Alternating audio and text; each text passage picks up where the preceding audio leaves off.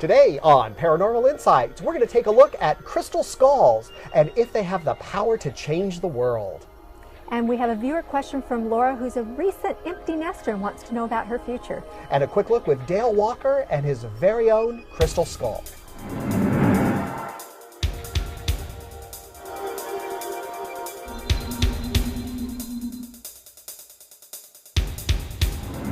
I'm Joseph Ernest Martin. I'm Cindy Grayson. And this is Paranormal Insights, where we bring you the latest and best from the metaphysical world. Here you get real tools and insights to your questions as we bring you answers from beyond the ordinary.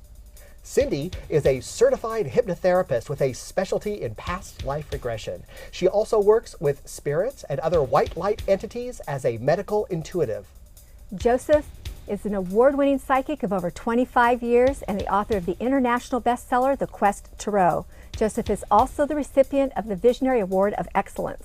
You know, a fascination with crystal skulls is new for me, and I've learned so much about them. I used to be afraid that they were full of negativity and represented death, and then I started getting into them and spending time with them and found out they're just full of wisdom and knowledge. They make you feel good. And in the tarot, the death card itself doesn't mean death, actually. It means the absolute end of a cycle. And so I have also, like you, been really drawn to crystal skulls, especially some of the ones that are more expertly carved. They are just so beautiful and incredible. They can be off-putting to people who just aren't used to the idea, but it's kind of silly in a way because inside of our head is a skull, and so there's nothing for it. It's just natural. There's nothing for us to be worried about. Except we don't see our skull Not unless, too much. you know, when we see a skull, it's because somebody has died. Most people have been made aware of crystal skulls through the media, such as in recent movies like Indiana Jones and the Legend of the Crystal Skulls, or documentaries such as the 1990 release Crystal Skull of Lebanton. A crystal skull is just what it sounds like. It's a carving of a skull made out of a crystal. Some of them are carved with movable jaws. Others are carved as one solid piece. The amazing thing about these ancient skulls is that they are so expertly carved from a clear quartz block that is near impossible to cut or shape with primitive tools. The most famous of these crystal skulls is the Mitchell-Hedges skull. This was allegedly discovered in 1924 by Anna Lee Gillian Mitchell-Hedges, the adopted daughter of British adventurer and popular author F.A. Mitchell-Hedges. This skull was buried under a collapsed altar inside a temple in Lebanton, in British Honduras, which is now Belize. But what do crystal skulls have to do with the world today? As in some cultures, like the Native American Cherokee and the Mayan, these crystal skulls are considered to be the repository of all knowledge. The legend goes that when the time is right, the stored knowledge will be understood. All of the crystal skulls that are known to exist on the planet will come together, and the knowledge contained within these crystal skulls will be imparted to the readers of the skulls, specifically to be shared with the world. This knowledge is not only of this world, but according to the Cherokee medicine man Harley Swiftdeer, each of the 13 skulls is from a sacred planet. With the 12 skulls in a circle and the 13th skull in the middle, which is the largest skull, knowledge would then be given to us from all of the sacred planets. The larger skull represents the collective consciousness that connects all of the skulls together. 13 crystal skulls were brought together in San Francisco, California on 11/11/11, and that is November 11th, 2011. According to Mayan shaman, and I hope I do get this name right, Don Alejandro Cirilo Axiol Perez, now is the time of the Great Awakening. The veil of the 9 hells is now past, and the time of warning has now arrived. The time of warning is to prepare us for the age of the 13 heavens, which is yet to come. These ancient skulls have been used in ceremonies for hundreds of years, and people claim that when you hold one, you can feel the power emanating from the crystal carving itself. Some claim to see visions or receive special knowledge just by being near them. If you'd like to experience what a crystal skull is like, go to your local metaphysical store or to a large crystal fair. These places often have smaller, less detailed skulls that you can see and hold for yourself. That's not something people are drawn to. Yeah, they did be a little nervous about that. They do. But what's interesting, and I was never drawn to the skulls. It was fine if other people were drawn to them once I got used to them. But I happened to, about a year ago, I picked a few little ones for other people, especially, relatives who needed some help. But I was drawn to this one at an expo. And it's like, not me. I'm never drawn to a skull. And I couldn't help it, and I had to pick it up. And then I picked up some other ones. Nope, I kept going back to that one. And what I noticed is not only did I pick it up, I kept holding it closer to my heart chakra and my heart center. And I just finally, I said, that's my skull. I'll be back with some cash because I was working the expo. But that is how you know when they're supposed to be yours. And what's interesting, they'll even tell you their names if you allow it. Well, that's pretty cool. His name's Henry. Henry. Yeah. That's a great name. That's a great name. I have a little crystal skull that I actually have myself. However, at one of the big shows on the West Coast, I was there, and this group from Brazil actually brought a 300-pound crystal skull. This thing was ginormous. It was so huge. And, I stood there and I watched their booth. I watched people go by, and I was one of them too. I went over and I just put my hand on it for the longest time. I swear those crystals, when carved certain ways, you can feel the energy vibrating out from them. Oh, yes. Oh, absolutely. And what's interesting, most people can't afford to buy a 300-pound crystal, right? Oh, my God. So what you can do, you don't have to purchase a crystal to work with it. You can have a private conversation. I know that sounds odd, but you can have a private conversation with any crystal, a skull or a point, and say, wherever I am in the world, your energy is with me. And that wisdom from the crystal skull can be with you, and you don't have to spend a dime. Well, and we know anyway, right from science, that crystalline structures are already being used every day to store information, to amplify information or energy. We know that certain scientific teams are working at ways to store vast amounts of computer information into crystals themselves. Throughout all of history, humans have been drawn to crystals for a variety of reasons: beauty, spiritual beliefs, and scientific purposes, just to name a few. The clarity of crystals has been regarded as beautiful and desirable. Crystals were worn as adornment and inlaid into crowns and other symbols of importance. Crystals and crystal skulls have been included in spiritual rituals among various cultures throughout the world. Scientifically, we know that quartz is used not only to store energy, but it can amplify and transmit and transform energy as well. That's why quartz is used in computer chips, clocks, radios, and sonar. We also know that everything, either man-made or natural, is made up of atoms and that atoms vibrate. Some scientists say that after a crystal is carved into the shape of a skull, the crystal then vibrates at a different frequency range. Since crystals store energy, it makes sense for crystal skulls to be receptacles for stored information, much like computer chips. The current theory about crystal skulls, combined with scientific understanding of the natural properties of quartz, may give us insights to the history and wisdom of ancient civilizations. As ancient crystal skulls reemerge, we do have the potential to tune in to those crystals and the wisdom of long ago. Could it be that the legend and folklore are transforming into prophecy? According to those who can tune in to the vibrations of the ancient crystal skulls, the answer is a resounding yes. There is a belief that the ancient crystal skulls will reveal their knowledge when humankind is ready to receive it. Taking this a step further, there is a theory that a complex energy field surrounds the Earth called the crystalline grid.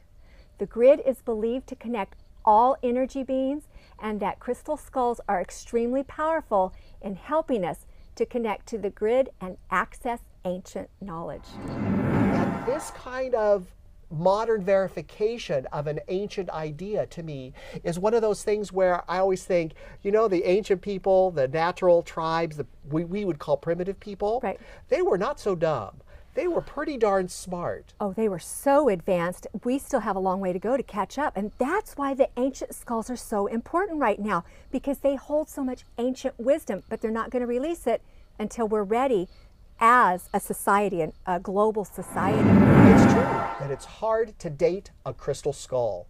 The quartz itself would give off the age of the stone itself, but close examination of the carving can yield an idea of the time it was made. The most impressive of the skulls exhibit no tool markings. They are so beautifully made that artisans today would find it nearly impossible to reproduce those results even with modern power tools. Some skulls were carved against the natural axis of the crystal, meaning that one wrong move and the crystal would shatter into a million pieces. And microscopic examinations reveal no scratches that might indicate what kind of tools were used to make the skulls. It's rumored that a single skull using primitive tools could take up to 300 years to simply complete. Because of the mystery of how they were made, many supernatural attributes are given to these objects. I look forward, I hope I'm still around when they actually let the information come flooding through. We'll figure out how they built the pyramids, you know, all of the Easter Island statues. We're going to find so much once they finally let that wisdom out. Well, big giant crystals actually vibrate at different frequencies and tendencies. Yes. And, you know, so you hear a lot of stuff, and just like I do, you know, about a skull or a crystal being activated through energy. But it really is true that these things are energy holders, energy transmitters. And when the collective consciousness of energy changes, it affects everything, including these quartz crystal amplifiers that are carved to such a primal, connected part to who we are. Are you ready to work with crystal skulls? If you don't have a crystal skull, here's how to select one that's right for you. While it's more fun to do it in person, it can be done through the internet. Pay attention to which one catches your eye. When selecting one in person, pick it up and notice how you feel. Do you find it difficult to put it down? Or if selecting one online, do you find yourself going back to a certain picture? You will feel drawn to the right one. Once you have your crystal skull, it's important to cleanse and bond with it. It can be cleansed through intent, like a prayer request, or set out under a full moon. Ask that all negative energy be removed and all wisdom be retained. While holding the crystal skull or placing it directly in front of you, meditate or pray with intent. Pay attention to images and thoughts that are given to you when working with your crystal skull. That is how the skull communicates with you. Or some crystals that are made of different colors of minerals will turn more green or more red. The more you work with it, it can change visually as well as the vibration. And some of these carvings even have inclusions of rarefied water within them. And when I say rarefied, I mean real water that's in the crystal that is thousands and thousands and hundreds of thousands, if not millions of years old. There is stuff in there that is absolutely amazing. And personally, I really like the inclusion of the water features within crystals because I relate to it. I'm able to see vision bigger than normal. That's fantastic. I have an anhydro at home, but it's not a crystal, it's a scepter, or not a skull, it's a scepter. And it's amazing. I hold it and I can feel glacial times and vibrations. And now we're going to go to Dael Walker with his crystal skulls.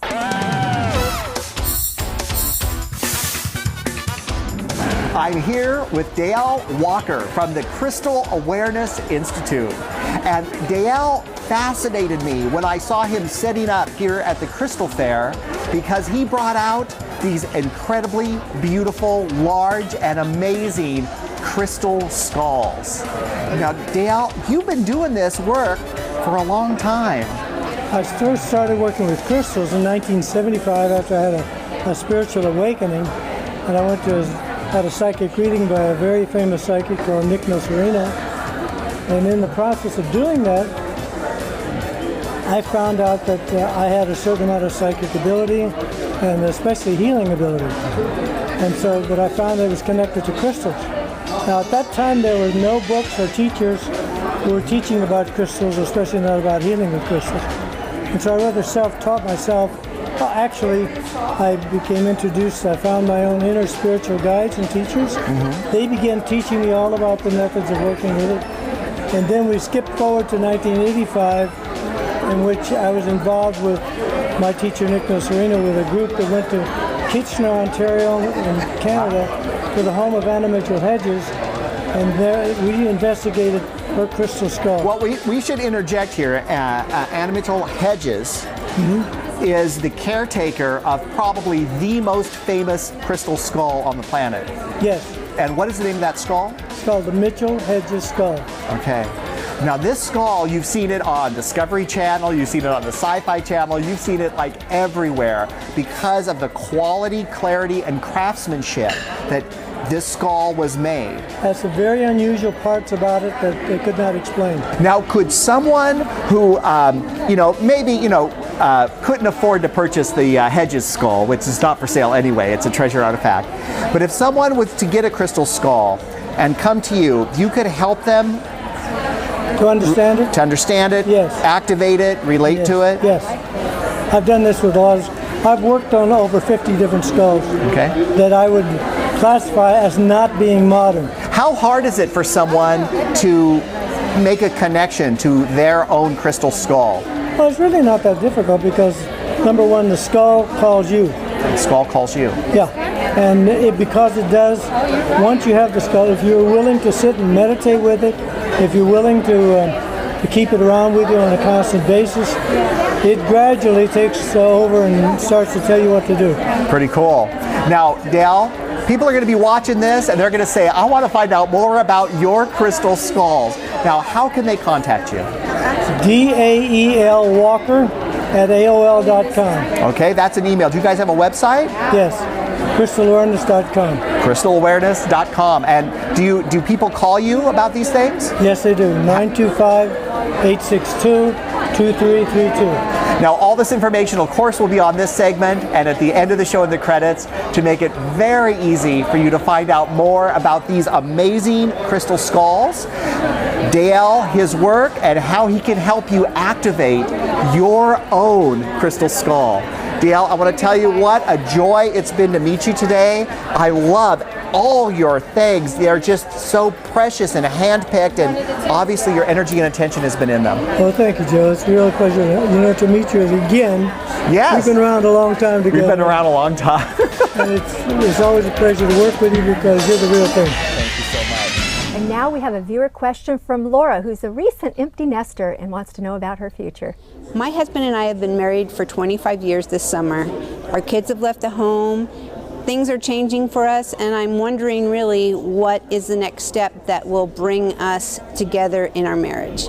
Laura, we're so happy to be able to look at this question for you. What a great time for change. This is exciting. I've asked your guides to come in, of course. I've asked my guides to come in, and I've already mixed the cards. We're going to see what your guides would like to tell you about this new adventure that you're going to be going on with your husband, which is so wonderful. The first thing I want to tell you with this is that it's going to take a little courage on your part. And this is actually how I get it for you. You know how we get into a pattern with someone we're married to or in a relationship with for a long time? We get a comfortable kind of rhythm going, and then life changes. That's a perfect time to change up the rhythm for the better. And this is your time. It's going to take some courage on your part because you're going to feel a little reluctant to shake the boat a bit. But this is the time. Don't make big problems out of small problems. Let the small problems stay small. That's really going to be working for you and going forward. And darling, they're all small problems. You're going to need to put your enthusiasm, your emotion, and your love energy back into this marriage. Of course, not just your husband, of course, but you also. I want to tell you that the next 4 years are going to be a real lucky time for you where this relationship is concerned and where you and your husband are concerned. So this is a time to really kick off the shoes, go running down the beach, and trying out new things in your relationship. Again, I feel you'll be a little reluctant or conservative as you go forward, but your challenge is to cut loose more and really have a lot more fun at this time. Don't over-intellectualize anything. I know that just generally there's going to be concerns around money and material wealth and possessions, and about can we afford to do things to make things happen. And I'm going to tell you the answer is yes, at least according to your cards, according to your guides. So don't make money the issue. Make reconnection to your husband in a loving way the goal. Now, the good news is the universe is going to put energy around you that's going to be just fantastic. It's Mother of Cups, it's Mother of Love. So you're going to be seen as desirable, exciting, interesting. So take advantage of that while the energy is present. It's going to work in your favor.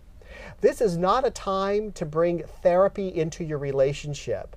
This is a time to bring happiness, love, and romance into the relationship. So if you decide you need some help in working through your own personal issues, do that outside the relationship, not with your husband. It's really important. This aspect is very important for you. Any help you need personally comes from outside the relationship.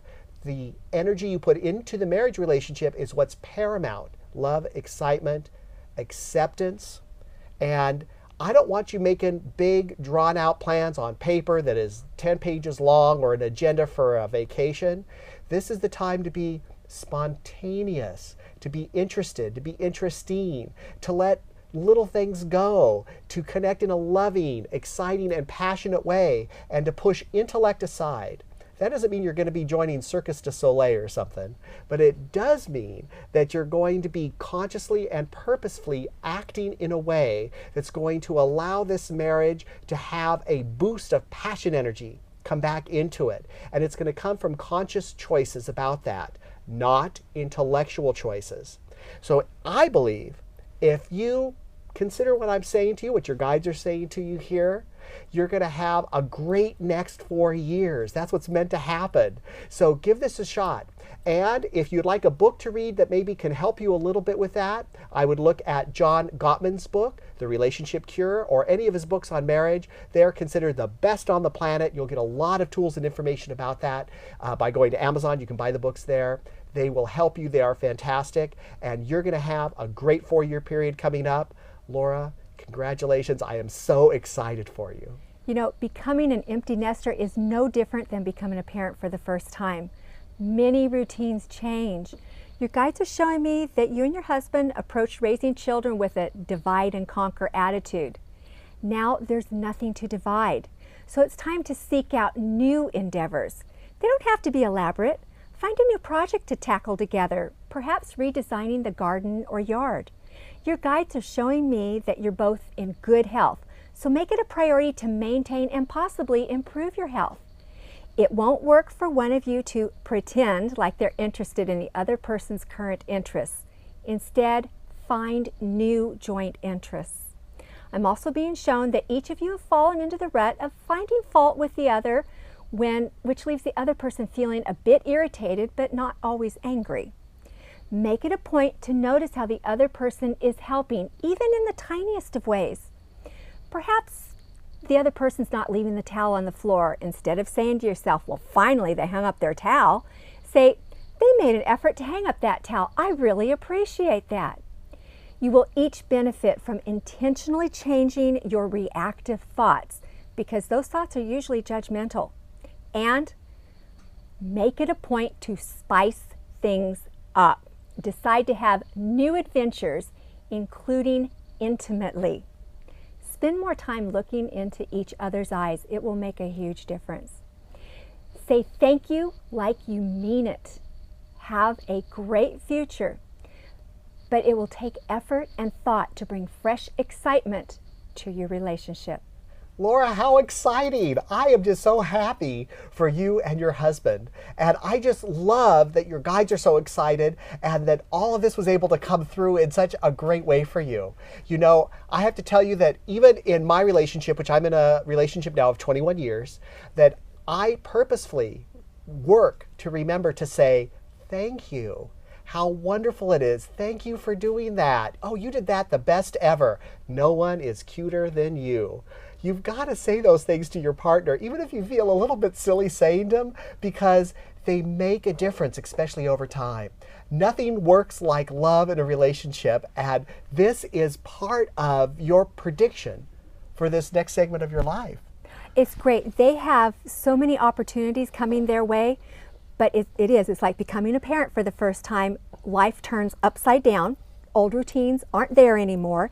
You really have to seriously look into each other's eyes. Remember what you fell in love with. It's so important.